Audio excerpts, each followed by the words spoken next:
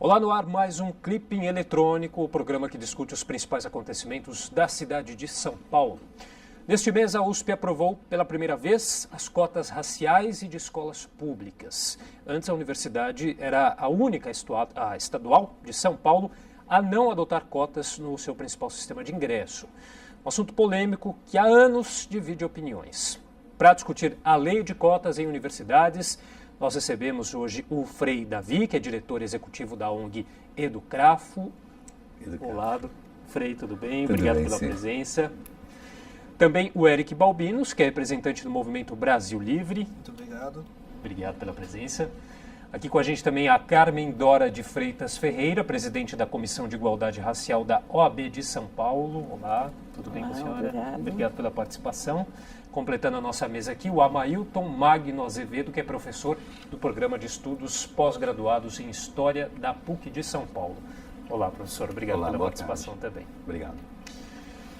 Lembrando que você também pode acompanhar o nosso debate pelo canal 61.4 do canal aberto da TV Aberta Digital, pelo canal 7 da NET, ainda pelo portal câmara.sp.gov.br/TV Câmara SP, ou ainda pelo facebook.com/Câmara São Paulo. Você pode também enviar sua pergunta pelo telefone 3396-34944, vou repetir, 3396-4944, ou mandar sua pergunta também pela nossa transmissão ao vivo no Facebook. Senhores, para começar o nosso debate aqui, eu queria saber de vocês, as cotas são o caminho para a gente conseguir, então, uma democratização no ensino? E qual que é a realidade que nós temos em relação às cotas hoje em dia? Eu vou abrir aqui, primeiramente, para a dona Carmen, nossa única representante feminina aqui na mesa. Eu dou a palavra para a senhora. Obrigado. Boa tarde a todos. As cotas são mais uma das ações afirmativas necessárias e indispensáveis para que nós consigamos uma igualdade mais real e não apenas formal. Porque até agora já está demonstrado que os mecanismos legais postos à disposição não são suficientes. A lei é importante, mas nós precisamos também de mais medidas alternativas, além da conscientização, porque o mercado de trabalho não assume ainda que a sociedade negra precisa integrá-lo em sua amplitude. Nas escolas, nós precisamos de mais oportunidades para que os nossos jovens negros possam cursar a universidade, nela permanecer.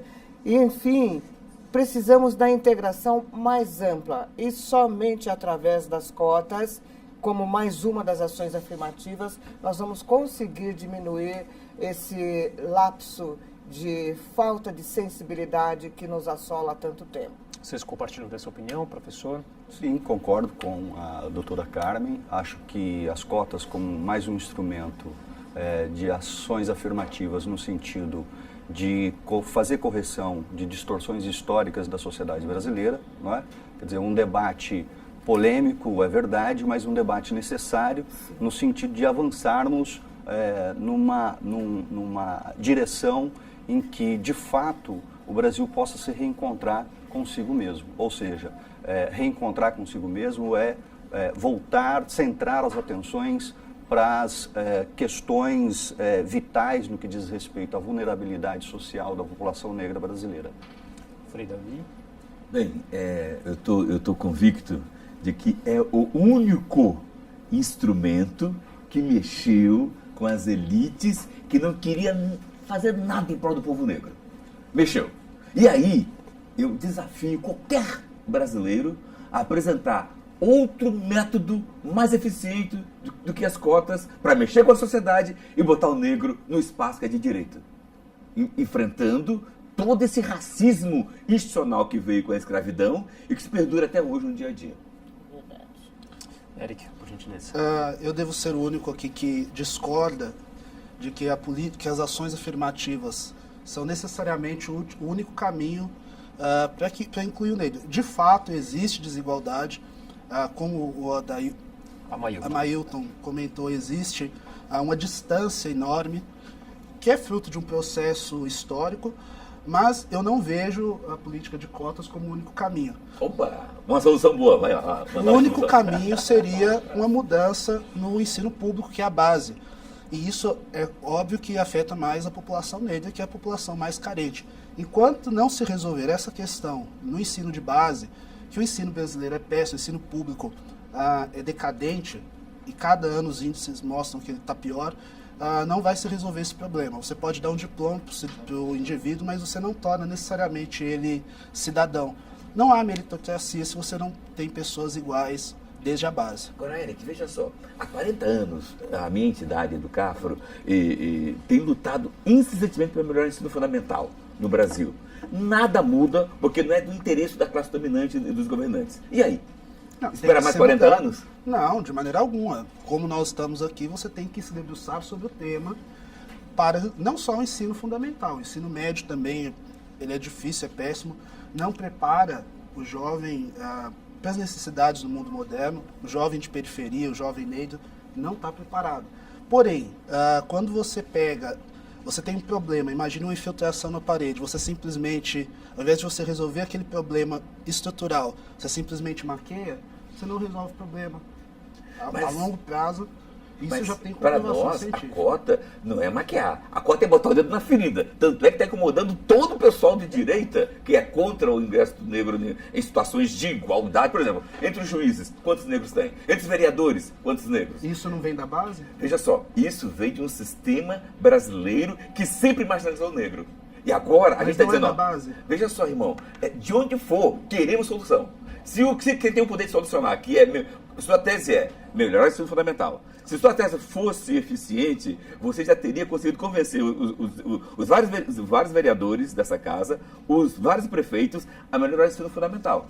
No entanto, a última pesquisa mostrou que piorou o ensino fundamental para pobre e para negro. Aí a gente entra na questão também da cota social. Sim, Mas aí eu não coloco... existem faz tempo. Eric, explique. Sim. Por que os cidadãos negros formados com alta capacidade não pedem para ninguém? Por que é que eles não são aceitos no mercado? Ninguém diz assim, é porque você é preto, coisa Não, parecida. isso daí Ninguém vai dizer nunca. Isso daí Mas ninguém você dirá. pega o cidadão altamente qualificado, com todas as especializações, tudo perfeito. Por que é que não se dá oportunidade para ele?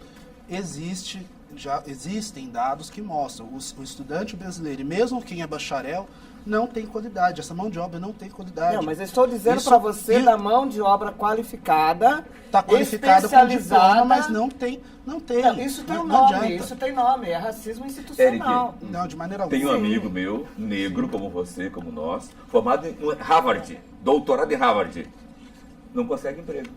Vocês sabem que o Thomas Sowell, inclusive, ele fez um estudo a respeito das ações afirmativas ao redor do mundo. Aliás, ele é negro, é de direita, que aí já tem uma fala política de que a direita necessariamente não quer. Nós tivemos prefeitos de esquerda, por que também não mexeram nessa questão? Será que isso é parte de viés ideológico? Isso é uma falácia. Esquerda e direita não entendem o povo negro. Nós, negros, temos que fazer nosso trabalho que vem do partido. Agora, a respeito... Não, é porque houve essa afirmação de que a direita não quer, mas também tivemos esquerda e também não foi feito. Essa questão no ensino de base, que é o necessário. Por que não é feito? Porque para quem faz política, necessariamente é mais fácil um discurso salvacionista. Olha, eu vou adotar as políticas afirmativas e eu vou resolver o problema. Soluções fáceis para problemas complexos. Situar rapidamente, eu concordo com o Frei Davi, quer dizer, as cotas têm provocado de fato uma polêmica que está mexendo em privilégios. É o que a gente chama de privilégios da branquitude, não é isso? Quer dizer, o racismo brasileiro ele se manifesta quando a gente toca em questões de privilégio. E falar em privilégio é falar em poder, não é isso? Então, quer dizer, a USP, que agora recentemente acabou de aprovar o sistema de cotas, né, tem um rebuliço, uma gritaria generalizada dentro da universidade, porque está mexendo em privilégio. Eu fiz parte da comissão que aprovou a adoção de cotas para as bolsas serem atribuídas para alunos negros e indígenas. 30% das bolsas serão voltadas para isso. PUC, né? Na PUC São Paulo. Né? Quer dizer, os dados todos revelam que a política universalista, né? Então, investir em ensino público, investir em escola pública, não foi, desde o final da escravidão, não foi suficiente e continua não sendo. Exatamente ações mais direcionadas, como as ações afirmativas e as cotas, no sentido de que políticas universalistas não conseguem fazer com que a população negra se insira, vamos dizer assim, na ordem das questões relativas a emprego, ascensão social, visibilidade e poder. Não é? Quer dizer, Frei David tem razão quando fala, as cotas é hoje no Brasil o único meio encontrado. Evidente que quando você fala a esquerda não mexeu, porque a esquerda num determinado momento ela era contra, porque imaginaria que isso fosse criar uma elite negra. Mas eu, como alguém que tem inclinações políticas e ideológicas antidireita, portanto a esquerda, reconheço que num determinado momento a esquerda errou ao não pensar que as cotas seriam um canal fundamental para a gente democratizar a sociedade brasileira. Frei David também tem razão. As nossas demandas negras, né, estão para além de direita e de esquerda. Sueli Carneiro vai dizer, antes de ser de direita e antes de ser de esquerda, nós somos negros. Né? E há uma particularidade que nos toca em relação a nossa situação de vulnerabilidade. Nós temos algumas opiniões aqui já que chegam pelo Facebook, como por exemplo do José Lima, que diz o seguinte: sou contra porque parece que o indivíduo não tem capacidade. O André Silva escreveu o seguinte: método eficiente para a eliminação da cota, ensino privado para os mais pobres, fim do ensino público. E aí nós temos uma pergunta também que eu vou passar para os senhores, do Luiz Jorge Dutra Júnior. A cota deve ser para quem tem baixa renda. Aí sim, desculpa, essa aqui não é uma pergunta, mas um comentário. A pergunta é do Tiago, Brandão, que diz o seguinte: o critério, qual que é o critério para classificar racialmente? O juiz vai esconder o critério que ele usou ou vai ter uma tabela? Não, e aí que há uma questão com relação à classificação. Aqui em São Paulo se criou até um tribunal racial para escolher quem necessariamente é negro ou não, sendo que nós somos indivíduos diferentes. Racial, não, absolutamente. Isso, nós somos diferentes, temos feições diferentes, tons de pele diferentes. Houve aquele caso histórico em Brasília, logo no começo da adoção das cotas lá na UNB, em que 2 gêmeos, um foi classificado como elegível para as cotas, o outro não. Gêmeos idênticos. Então, há essa questão. Parece, em determinado momento, que essas políticas afirmativas, elas resgatam teses racialistas dos séculos passados, que classificavam os indivíduos quase como animais. Porque o princípio não existe raça branca e negra. Existe a raça humana e nós somos diferentes. Eu discordo. Temos que trabalhar em problemas sociais, eles existem, como foi dito aqui. Questão da cota.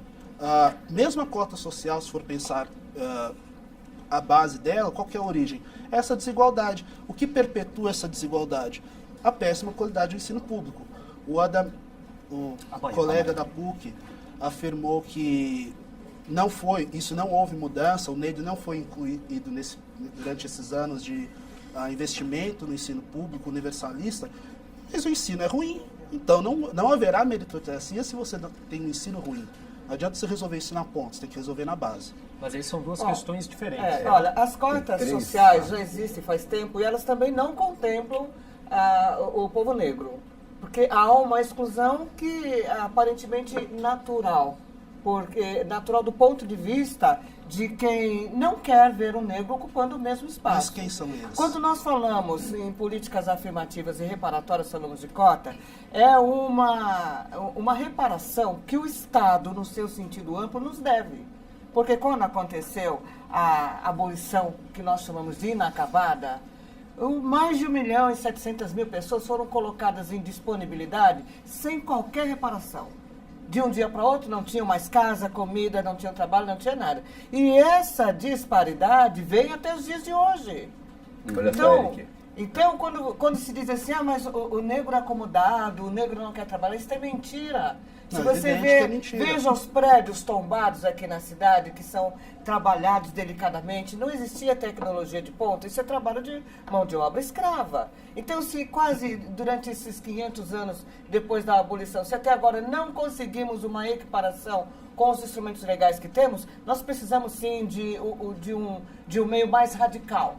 No caso, vamos chamar assim, as cotas, porque é a única forma de inserção. então é disso que Agora, eu você gostaria de- disse tribunal racial. Não existe tribunal racial. E eu falo com muita propriedade, porque eu fiz parte de uma dessas comissões de monitoramento, e foi um absurdo pessoas que não têm o fenótipo, pessoas que não eram negras, se apresentando como negras para usufruir das cotas, achando que se inscrever pelo sistema de cotas não precisaria de prestar concurso, não precisaria de estudar, não precisaria saber de nada. Quando, para você disputar um vestibular de medicina, letras, para uma vaga de emprego, você tem que ser capacitado.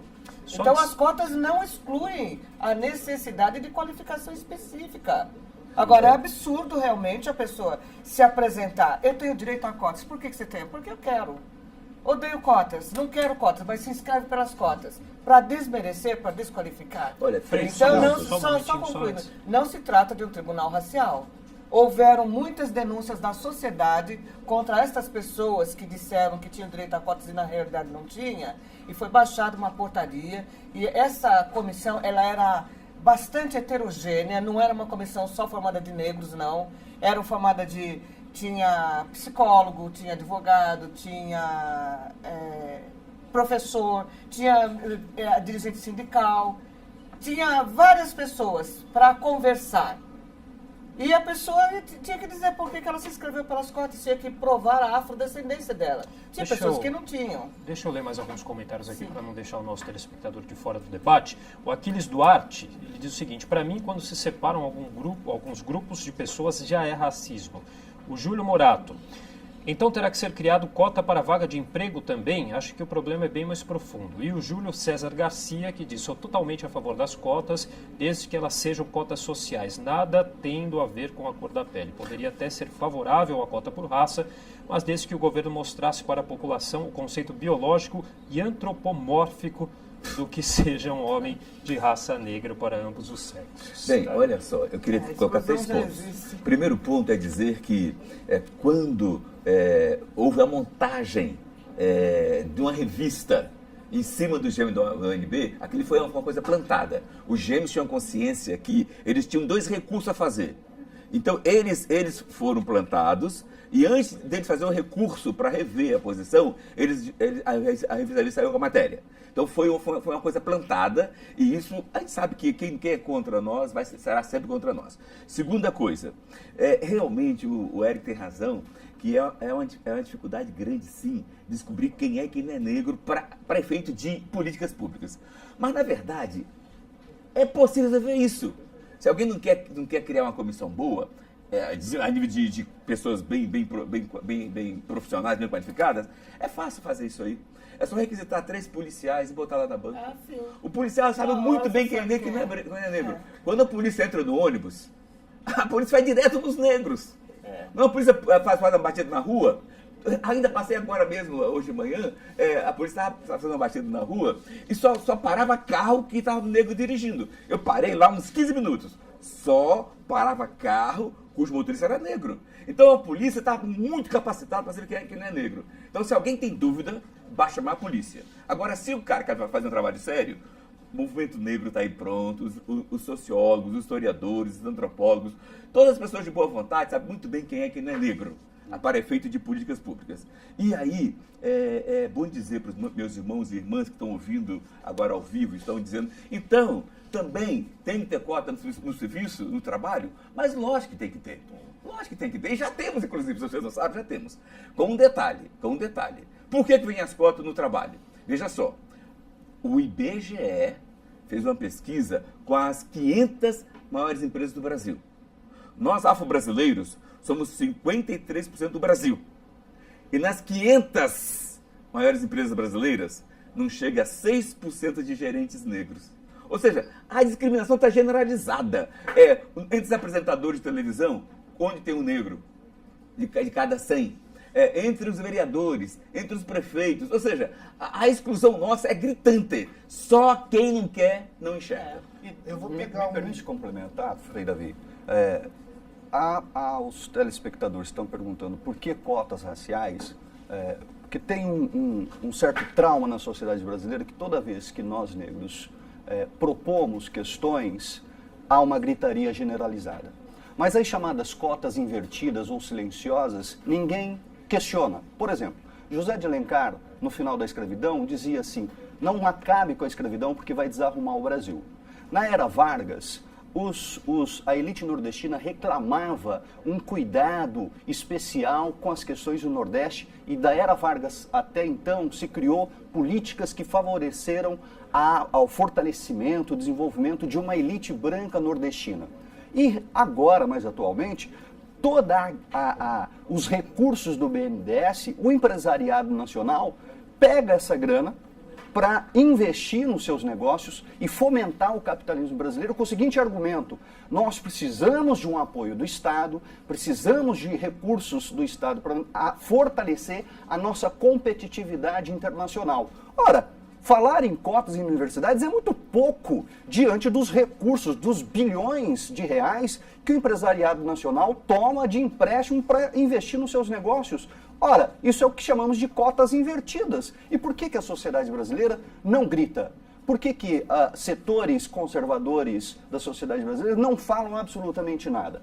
Quando se propõem questões voltadas para a população negra, tem uma gritaria generalizada. E a nossa companheira aqui de tablado tem razão quando diz que tem um racismo explicitado, que ele se explicita quando se toca em questões de poder, e implícito nas relações ordinárias da vida brasileira.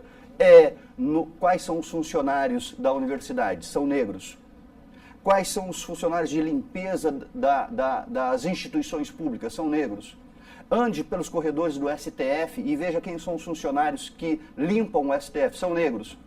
Já que ganha salário alto? Mas aí eu Tá vou certo? pegar esse, vou começar Então do seria final. interessante a sociedade brasileira refletir sobre as chamadas cotas invisíveis e cotas invertidas, que favorecem os brancos no Brasil. Não é nenhum discurso contra branco, contra isso, não é nada disso. É para o Brasil refletir o quanto que ele ainda é ingrato, né, com a população negra, porque não reflete sobre as questões de privilégio.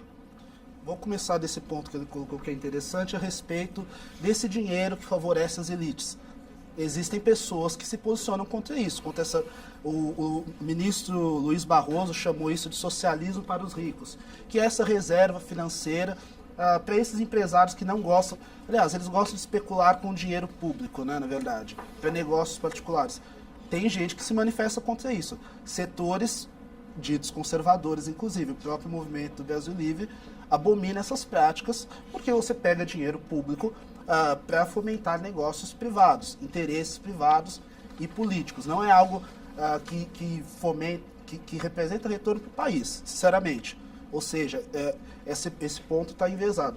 A respeito de algumas afirmações aqui do Frei, são afirmações pesadas. Dizer que uma instituição como a Polícia Militar, a instituição inteira, é racista, é algo pesado. Você entendeu isso? Mas não falou isso, não. Não, que um policial vai... Não, é afirmação. Se colocar 3 PMs, se colocar 3 PMs... Não, se colocar 3 PMs na bancada, eles saberão quem é o negro ou não, ou que só param negros, isso é uma afirmação complicada de ser pesada. Você generalizou. Eu falei Não, o seguinte, que você generalizou. que os policiais, quando fazem batida, eles conseguem detectar aqueles São fiscais de perfis que eles desconfiam que são perigosos.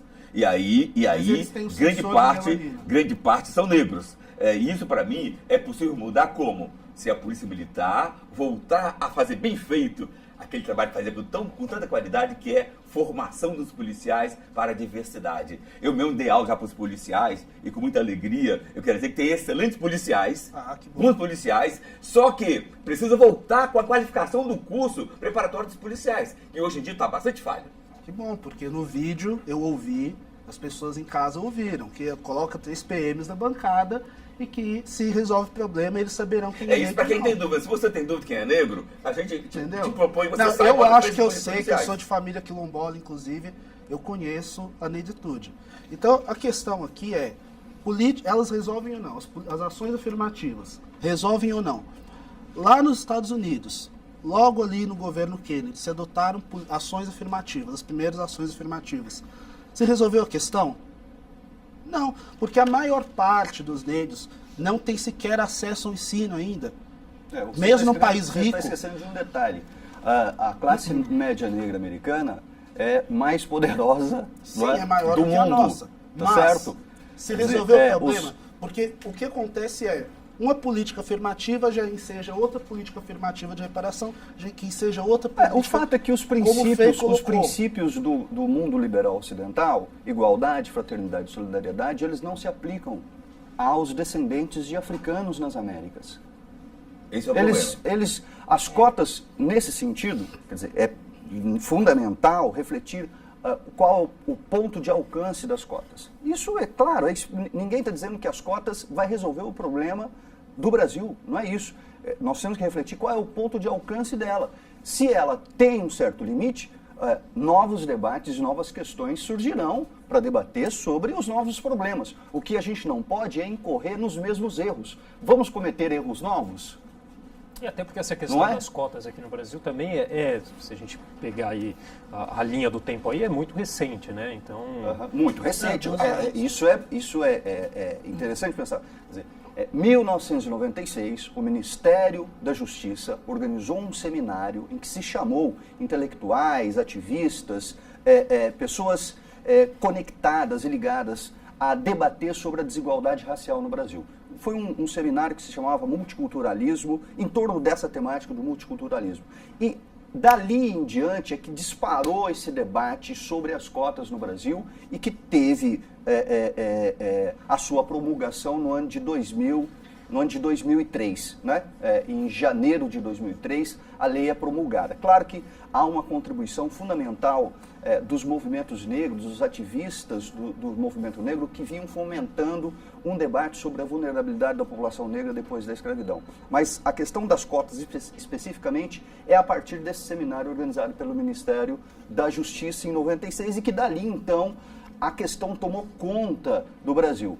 E o Estado brasileiro passou, então, pela primeira vez, a colocar na sua agenda pública esta questão de que havia racismo e o Estado brasileiro estava reconhecendo que havia racismo. A Conferência de Durban, em 2001, né, um outro momento fundamental em que o Brasil se compromete internacionalmente a pensar políticas de correção das distorções históricas em relação à população negra, né? Então, 96 o Ministério da Justiça, 2001 a Conferência de Durban, na África do Sul, e 2003 a Lei 10.639. Né? Desse momento, essas três ações são três ações fundamentais que fomentou o debate na sociedade brasileira. Bom, nós temos ainda várias perguntas aqui, mas eu queria antes fazer uma pergunta aqui para a doutora Carmen, em relação às cotas agora adotadas pela USP. Por que tem criado tanto rebuliço? É aquela história de não admitir que o negro ocupe o lugar que é seu. O negro simplesmente quer ser tratado com respeito, com igualdade. Eu ouvi um apresentador aí dizendo que agora ia cair o nível na USP porque qualquer pessoa ia entrar no curso de medicina. Ele está totalmente desinformado, porque o vestibular continua sendo o mesmo. Para entrar na USP ou em qualquer outra universidade, você tem que estar preparado. As cotas é uma reserva de vagas destinada a esta população. E elas não prevêem apenas o ingresso na universidade, mas prevêem também mecanismo que possibilite àquele aluno permanecer, ter todos os recursos para realmente conseguir a graduação. E já está demonstrado por estatísticas que os alunos cotistas têm se saído muito bem, têm sido os melhores, porque eles se esforçam. Então, os negros querem vencer, querem chegar, mas existem muitas barreiras que nos impedem. São as barreiras invisíveis do preconceito. Eu sou advogada e, a duras penas, consegui fazer meu curso estudando de noite. Mas eu tenho dificuldade ainda no Poder Judiciário. Ninguém diz assim, eu não aceito você porque você é negra, mas eu tive um problema seríssimo com o magistrado, que aquilo ia dar voz de prisão. Agora, por quê? Se eu preencho todos os requisitos, se eu sei exatamente o que eu estou fazendo, se eu sou qualificada, se estou aprovada pelo meu órgão de classe, que nome tem isso? Então, nós precisamos, sim, de ações reparatórias, porque nós precisamos de um mercado mais equilibrado. Quando nós olharmos ao redor e vemos em todas as instituições, nas escolas, nos hospitais, no comércio, mais pessoas negras, e não tiver tanta disparidade, não precisamos mais de cotas. Porque aí nós vamos dizer, realmente tem uma igualdade, mas agora não tem. Não tem. Os melhores empregos, as melhores empresas, você não vê as pessoas negras. Muito raramente você encontra um ou dois, é muito pouco. Você vai nos bancos, quem são os gerentes? Não tem gerentes negros. Você vai no hospital, quem são os médicos? Quem são os enfermeiros? São muito poucos. A mulher negra vai ter um filho, qual é o tratamento que ela tem? É diferenciado da mulher branca? Isso é falta do quê? De capacitação, de orientação de que o racismo é nocivo, de que todos são iguais perante a lei, perante o ordenamento divino, perante o ordenamento jurídico. O artigo 5º da Constituição é muito claro. Todos são iguais à lei, sem distinção de qualquer natureza. E a distinção nós vemos no dia a dia. A pessoa se candidata a uma vaga de emprego, vamos dizer, apresenta o seu currículo, tudo certinho, não falta nada. E essa pessoa, olha, seu currículo é excelente, se aguarda que nós vamos te mandar um telegrama. Ou então, a vaga foi preenchida ontem, está para sair uma vaga, e essa vaga nunca chega. Que nome tem isso? Bom, deixa eu colocar Precisamos das cotas. mais algumas opiniões aqui dos nossos telespectadores. A Ellen Moraes diz o seguinte: editais mal feitos, confusos. A Celeste Febe: os direitos humanos diz, abre aspas, que todos somos iguais em direitos, fecha aspas, porque então existe cotas. E o Anderson Luiz Souza: o que precisamos colocar em pauta é o desenvolvimento integral de todo o homem. E para completar, Simone Alves dos Santos diz: os brancos não querem largar o osso, por que isso? É dívida histórica que este país tem com o meu povo. Verdade. Bom, Posso colocar uma questão rapidamente? Claro. Os direitos humanos julga que todos são iguais, não é isso? Isso. Acho que é um dos comentários. Os direitos humanos diz que todos somos iguais em direitos. Exato. Mas o STF, em 2012, julgou constitucional as cotas no Brasil. Quer dizer, o próprio direito e as próprias teorias em torno do direito, o direito reformou as suas concepções a respeito do que é direito, né? Do que é direito. Então, o direito moderno, esse direito pós-Segunda Guerra, a própria ideia de direitos humanos não existia antes da Segunda Guerra. Passa a existir depois da Segunda Guerra, diante da catástrofe da Segunda Guerra. Mas que, vamos pegar os Estados Unidos como o modelo, quer dizer, os direitos humanos para a população negra depois da guerra não existia. Não houve a luta pelos movimentos de direitos civis. O Frei Davi aqui pode nos dar uma aula, né, a respeito disso. Quer dizer, o direito teve que se rever. As teorias do direito fizeram uma revisão exatamente porque os princípios fundamentais do Estado Democrático do Direito não atendeu às chamadas minorias. Né? E a população negra estaria e está dentro dessas minorias políticas. Né? No caso brasileiro, nós não somos minoria coisa nenhuma. O Frei Davi já disse que nós somos 53% da população. Mas minoria política, né? De acesso à democracia, né? A democracia real, o que se assiste a uma espécie de democracia ficcional no Brasil. E nós acreditamos nessa democracia ficcional. A democracia racial, como muito se ventilou aos quatro cantos aí do debate, não é? Ela nunca existiu de fato. Se a gente pegar histórias como a doutora Carmen está aqui nos colocando, nós vamos sentir, olha lá para os morros do Rio de Janeiro, para a periferia de São Paulo, para a periferia de Salvador, né? Olhar as zonas urbanas onde a gente identifica a vulnerabilidade, a maioria dessa população é negra. E Não é aí, isso? Será que esta massa negra é de fato incapaz? Eu sou oriundo da periferia, de pais trabalhadores, né? Será que Então a gente precisa, o direito review, o STF, o parecer do Lewandowski deu parecer favorável à questão das cotas no Brasil. Então, o espaço, né, em que se decide, né, diretrizes legais para a nação brasileira, que é o STF, do ponto de vista do direito, julgou isso constitucional. É um ponto já resolvido, é um debate resolvido para o STF. Vamos passar para E ele que o Eric acrescentando a sua fala, no último dia 8 agora, o STF ratificou definitivamente a constitucionalidade das cotas. Dia 8 de junho agora de 2017. Começando aqui num aspecto aqui levantado sobre a falta de acesso. Repito, a base não funciona. Você não terá acesso, as cotas vão se perpetuar por anos e anos, como em todos os países onde foram experimentadas ações afirmativas, se deu o mesmo. Por quê? Porque você não repara a base. A Índia, por exemplo, que também é citada pelo Thomas Sowell, eles têm a classe dos intocáveis, os Dalits. Eles promoveram ali algumas inserções e uma política afirmativa acabou chamando outra e ainda hoje nada foi resolvido. A base permanece igual. E aí que tá, o exercício da cidadania deveria começar de baixo, porque quem fomenta essa desigualdade toda é justamente a educação pública de péssima qualidade. É evidente que você não terá um aluno branco ou negro que passe por uma dessas escolas públicas, ele não terá condições de passar no vestibular. Essa é a realidade. Não adianta simplesmente passar por cima disso, passar ao lado dessa questão, sinalizando as cotas. Uma outra questão que foi colocada. Se você obriga uma empresa privada a contratar um número X de pessoas negras, aí você já começa, a doutora sabe, você começa já a passar por cima de direitos de liberdade. Porque o indivíduo ali no negócio, ele vai escolher quem trabalha com ele.